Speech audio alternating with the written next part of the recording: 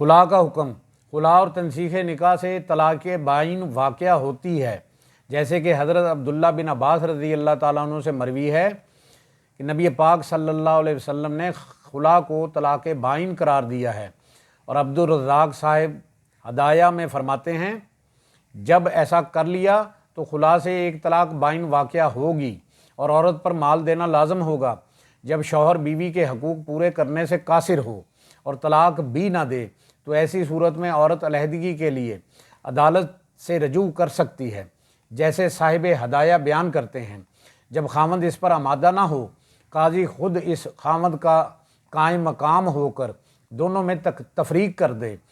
چونکہ یہ بیوی کا حق ہے، لہٰذا اس کا مطالبہ کرنا ضروری ہے، اور یہ تفریق و تنسیخ طلاق بائن ہوگی۔ اگر بیوی جدائی چاہتی ہے تو قاضی عدالت سے اس کے خامند کو طلاق بائن دینے کا حکم دے، اگر انکار کرے تو قاضی دونوں میں تفریق کر دے اور یہ فرقت طلاق بائن ہوگی۔ مذکورہ بالا تصریحات سے معلوم ہوا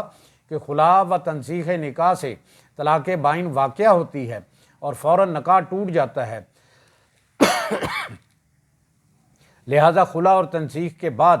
بغیر تجدید نکاح رجوع نہیں ہو سکتا۔ اگر کوئی جوڑا از سر نو بطور میاں بیوی تعلقات قائم کرنا چاہے تو باہمی رضامندی سے دوران عدت یا عدت کے بعد